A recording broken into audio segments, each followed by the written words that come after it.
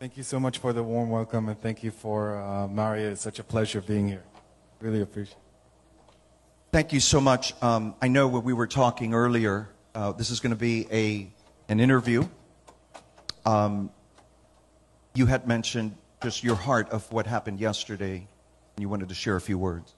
Yeah, I think we're still all shocked about what happened yesterday. We're still processing it, but really on behalf of myself and my father and our whole family, and I may say the whole country of Israel, we're sending our prayers to President Trump and to his family and to the family of the victim that was killed yesterday. We are so thankful and grateful for President Trump's presidency, for all the things he did for Israel and the Jewish people.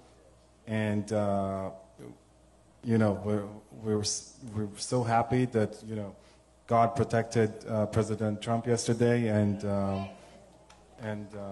you know.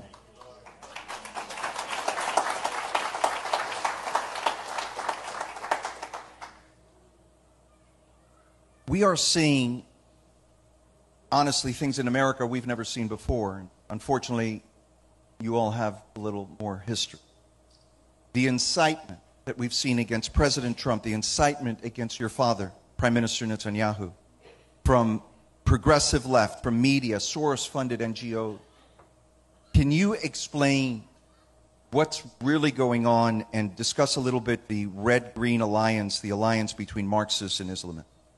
So, yeah, it's all connected. So in the last decades or so, there is something about the mainstream media, the left, both in Israel and the United States and in Europe, that's breaking all the rules of the games of the political discourse, gave up on the civil discourse, political discourse banner, and just going back to their Marxist, communist roots of trying not to debate your political opponent, but to jail him, incite against him, and as we saw yesterday, try to kill him.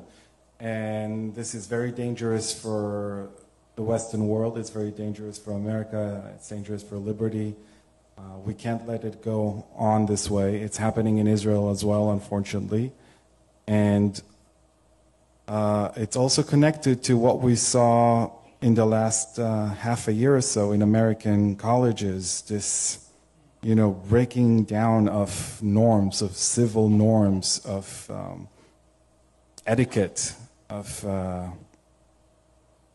being a decent human being. You have this alliance of the Marxists, who today we call them progressive or woke, and the Islamists, who both have the same goal of destroying Western civilization, destroying Judeo-Christian civilization, destroying liberty and democracy. And we saw it in campuses, how they're all having blatant anti-Semitism showing and making it mainstream and making it acceptable. Once again, it's the only bigotry that is acceptable. And this is not really about Israel. All these riots in colleges is not about Israel. It's about America. They don't hate America because of Israel. They hate Israel because of America, because they see Israel as a small extension of America in the Middle East. And they think that America is an evil country. It's an evil, colonialist, illegitimate country, and they think Israel is just the same, but because Israel is the strongest ally of America, it must be evil as America in their mind. And because Iran and the Palestinians are so hateful to America and to Christianity, they must be the good guys, because everybody who's against Western values in their mind is a good guy.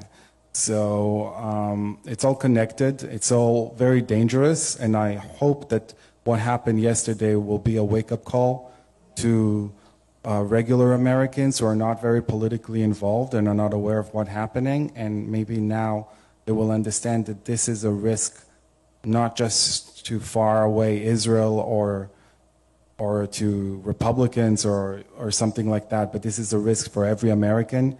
that violence and hatred to this country and to the values of this country will become mainstream and will become acceptable. Follow up a little bit more.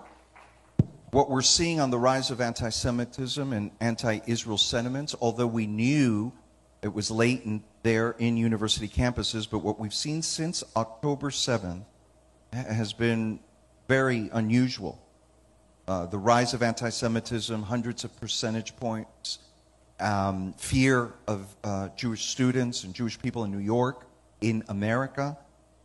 What is behind what's happening? Who are the players, and what is the real goal of the instigators? First of all, I must say it's quite astonishing, because after October 7 was Israel's 9/11. You know, it's actually, if you take it proportionally to the size of the population, it's like on 9/11, 50,000 Americans would have been killed relative to the size of the population of Israel.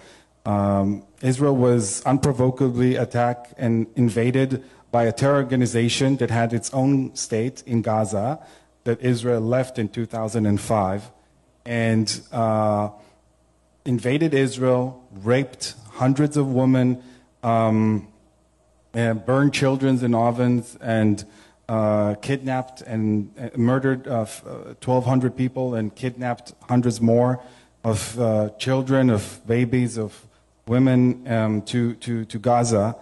And you would think the reaction of the world would be like after 9/11, when the world was rightfully supportive of America and its invasion of Afghanistan.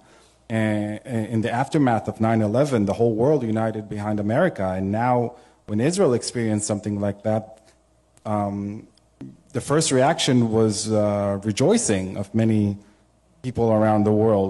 And it's all